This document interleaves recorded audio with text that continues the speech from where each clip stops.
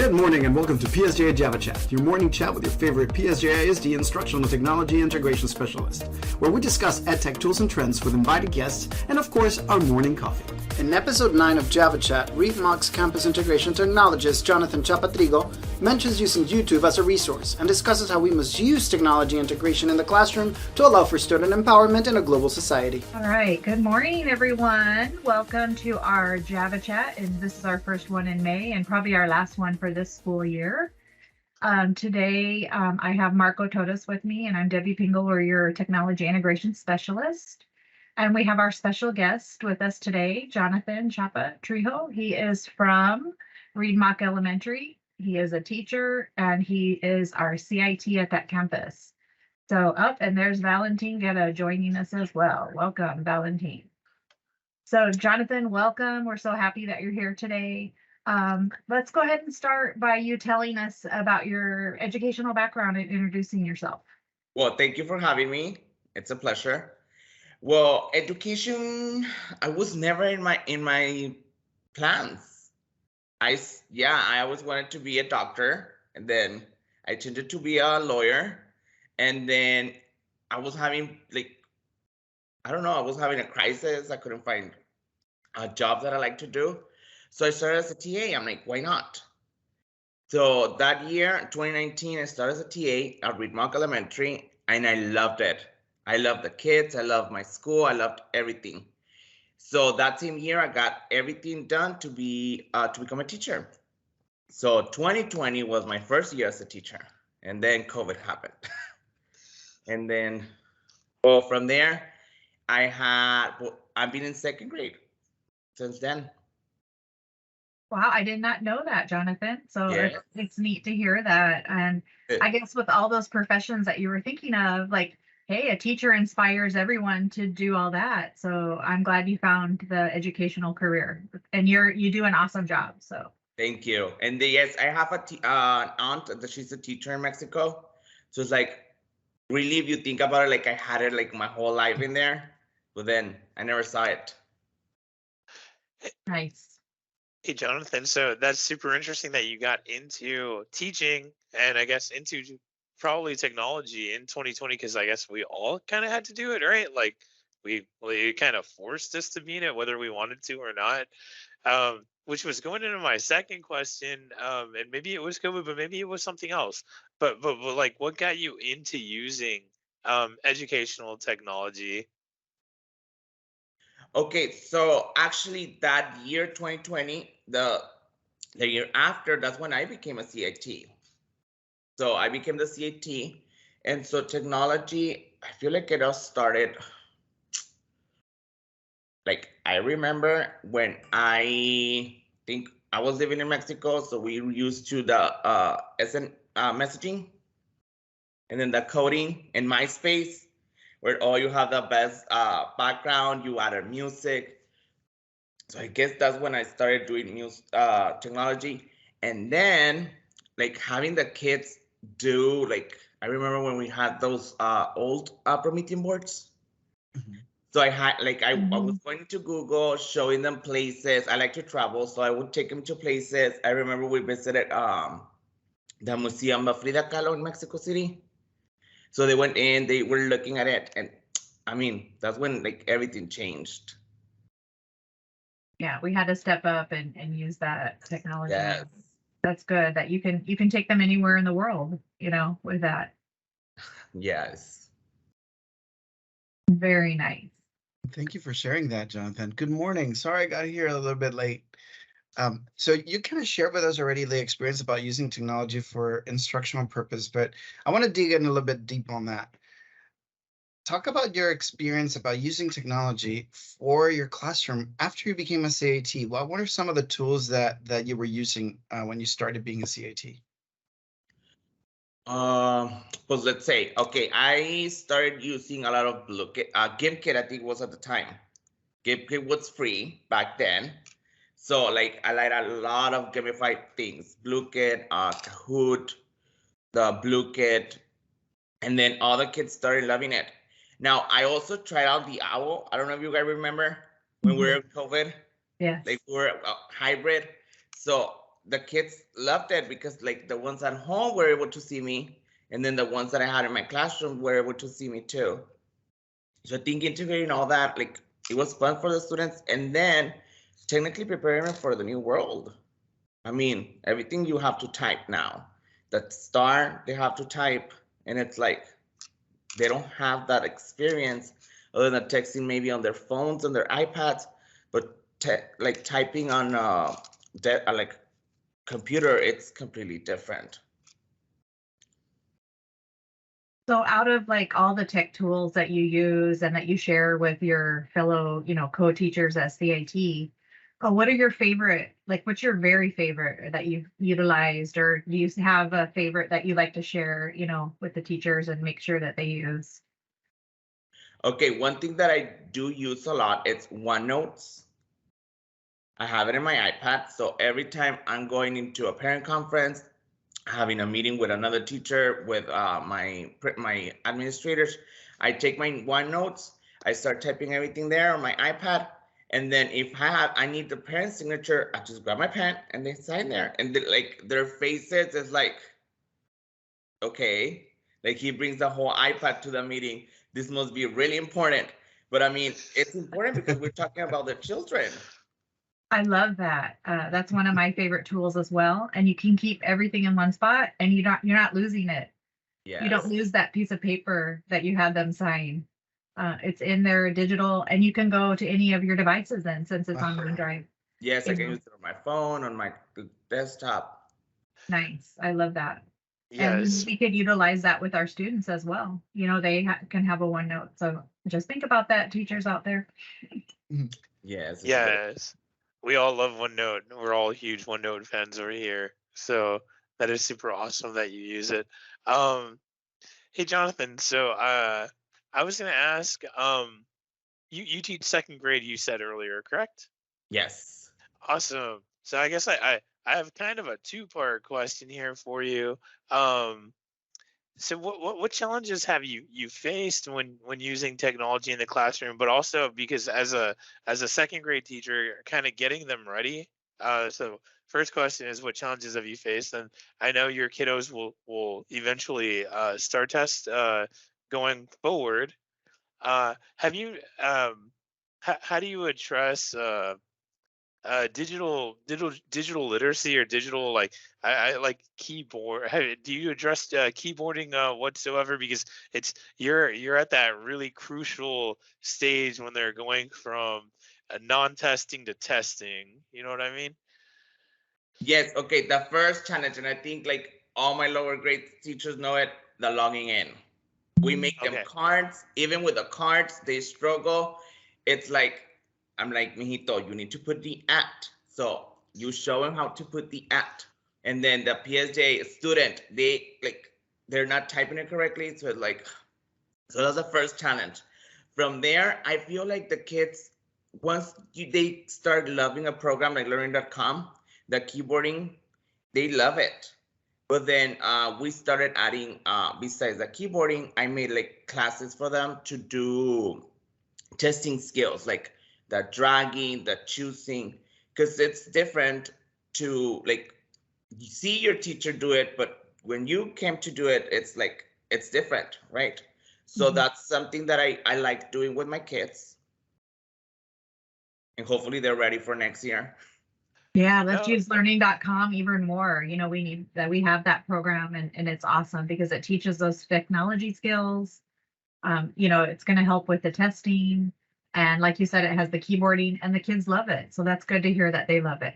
Yes. Thank you. That was really good. Thank you for saying that you use keyboarding for learning.com. That makes me very proud. So now talk about your own life and your personal life and the uses of technology. How has technology changed your view in life? In your own time? I feel like, and this is something that just happened yesterday.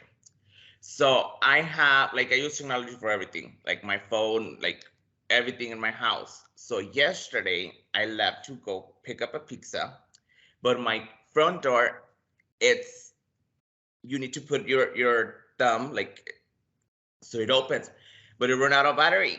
So I'm like, what am I gonna do? Like I click and it's like, oh, you have no battery. You have no battery. I'm like, so now how do I get inside my house, right? So I had to go through the garage, come inside, and it's like, okay, technology, you always have to have like another option, right? Mhm. But then at the end, the kids, that's real world. We need to face it. Like technology, it's in here. AI, it's here. So let's face it and let's be prepared. That's so funny because I've had that happen to me before. But thank God, mine is not a thumb; it's the code.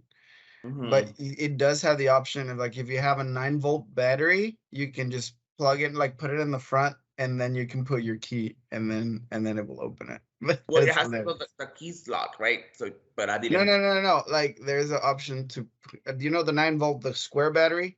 Uh-huh. In the front of my keypad, you can put it right underneath it, and then you can put your key, and then it will open it. Oh, But so you but provide it. but that happens after like 2 weeks of telling me time to replace your battery. Time to replace Yeah. your battery. Always have that plan B. Yeah. Or do it when it asks you to do it. Yeah. Mhm. So, Jonathan, I know you've talked about a little bit about what kind of inspired you to use technology in the classroom, and I know you inspire others. And you have your coworker here, Denise, who I'm sure I know she uses a lot of technology as well, and you have inspired your colleagues, to use it. Is there anything else that just really inspired you in the beginning to use technology in the class with your students? I mean, I feel like my kids, like my students, they inspire me because I have a lot of like, I'm in the lower grades, right? So my neighbors, they're lower grades as well. So I see a lot of kids walking in with their little Chromebooks now. So they're like, oh, I need help. I'm like, okay, what do you need? And then if it's something that my kids know how to do it, like maybe change, how sometimes they get the dock magnified in their Mm, Chromebooks, so their screen mhm. is literally split in half. Yeah. My kids now go do it for them because I'm over here in intervention, and so I don't get like time out of mine. My instruction, right, to help the other little students. So they inspire me. I mean, they do what I can do, but I mean, in true thing, one thing I was struggling to change a setting, and I'm like, I don't know, like, let's do a power watch, let's erase it. And then one little kid, he comes, oh no, Mr. Chapa, you just do this and this. So he went into the settings, changed the whole settings, and the computer went back to normal. Isn't that great? That's what it's all about, is us teaching and inspiring the kids. And I'm glad that they're inspiring you. And they sometimes know more than us and they figure Exactly. things out. Yeah. They're not afraid to like click anything for sure. I know some educators are afraid, oh, it's going to delete it or it's going to ruin it. But kids are not afraid of that. So they learn. That's awesome. Hey, hey, Jonathan. I know you're the CIT of the campus, and you probably get a good amount of questions asked to you from other teachers, whether it's instructional. May you probably get some questions uh, for other stuff too. Like even if it's not instructional, like oh, there's something wrong with my computer, or there's something wrong with the printer. I'm sure you get asked all these different kinds of questions. But I'm sure you also interact with teachers who maybe don't use technology too much in the classroom, and maybe I want to ask you, what is your advice for teachers that are a little reluctant to use technology in the classroom? How do you get them to go from kind of an old school mentality to kind of the newer age of teaching and learning? I think we can go back to from last question. It was like, okay, just do it. Like the kids do it. Like they're not afraid. Don't be afraid to do it. Like there's nothing that can happen. Like just do it. If you move something, just click undo. Click the little flechita back. Uh, Close it. Turn it off. I don't know. We'll figure it out. If anything, like power wash your computer and it will be back to new. So don't be scared to it. Like just try it. Nothing will happen. And if it does, I mean, I don't know. Oh, I mean, that's a great answer. I mean, you know, um, it's I like that mentality, kind of like just try it, because I mean, what's it gonna hurt? And especially like now that I think that we're past the testing kind of phase of STAR, I think this is a really good time for teachers to kind of try stuff out, because they can kind of test things out during this little time and see, okay, this worked or this didn't work, and then you can try to use it for the next school year. I mean, that's just my mentality. I think this is a pretty good time to kind of trial and error, but I like the attitude. I like the try things out, because I mean, especially during this time when testing and for the most part grading is pretty much done.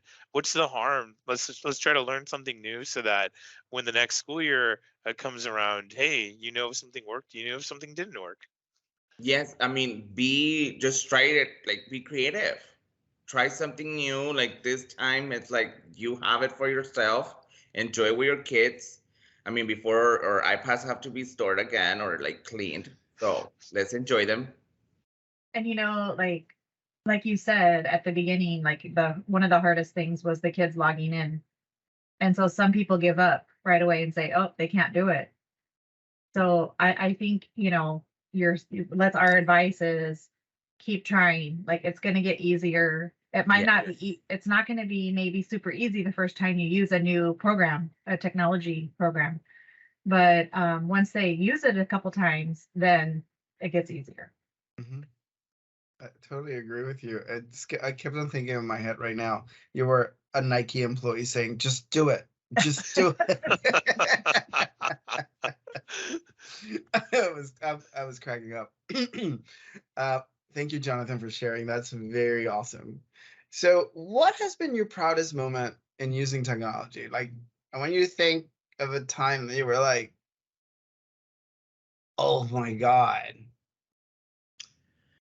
Chills. Okay, I used a lot of like the Nearpods, field trips. Mhm. I like remember when Debbie, you were on my TCLCs and campus and we were talking about the Google Earth. Yes. Then I went back and then the kids, like, they made a project using Google Earth and like they went presented, like they were showing everything. And then a couple of weeks after, they're like, oh, look, Mr. Chapa, you can do this. So they show me different things. So technically it's like giving the tools to the students and then they take it away and then they do what they need to do, like explore. They're not scared. Like, they just do it. And I mean, that makes me proud that like I'm making them people, because I mean, they're gonna be our leaders one day, that they are not afraid to try something new. To the I love moment it. of you, yeah, that's amazing. Like I do. you feel like mamá de las gallinas. Yes. Yeah. I mean, but That's you're what proud because I mean, at Yes. the end of the day, like they're gonna go, they're gonna do what, like they're gonna be real people. So Yeah. you see them there, like, oh, second grader cannot log into the computer. We don't know. Maybe they're gonna be our next doctors or next presidents. Like, Sure they are. yes. No, that's great. And that's what we're here. That's what it's all about, is inspiring those kids. And technology's here to stay. I don't think it's ever leaving us from here on out. Everything keeps developing. More and more. More and more every day. Things change. There's new, now we have Chat GPT and AI, helping us and assisting us. So we have to learn how to use that and utilize those tech tools as we go. So as we end our session today, Jonathan, I'm so happy that you joined us. Is there anything else that you'd like to share, or is there anything that you feel sets you apart from other educators? I mean, I think just going back, like, don't be scared. I mean, we all been there. Like, oh, you get this new program. I'm like, oh, what is it? But I mean, you start Googling and you start seeing it. And then sometimes, like, it doesn't work the first time. But then if your mentality is there, like, you keep trying, you're like, okay, well, I can do this. Like, maybe I was just not in the mindset at the first time. And you keep doing it. Don't give up. I mean, that's all I can take up. I love that. And start small. You don't have to like dive in and do all technology in your class all day long or anything. Just start with something this week, try it out, and see how it works for you. And not every tool is going to work for every teacher. Exactly. I love the mentality, Jonathan. So keep promoting that at your campus to all teachers, especially those who might be a little bit reluctant to try new things. You know, like some of the programs we use here in the district, like Nearpod, and going back to what Debbie said, you know, start slow. Like if you don't know a single thing about, you know, say an application like Nearpod, like just mess around with the search bar, mess around with the library, and then the next day do something else, mess around with an activity. So I like the mentality. I love it. Start small, just like what Debbie said, and don't be afraid. So great message, great positivity. We're so lucky to have great, fabulous CITs like you, Jonathan, that you are inspiring, you know, teachers at your campus. When I visit your campus, I see others, you know, trying to use technology. You know, we don't have 100% anywhere we go yet, but I see more and more people being successful with it.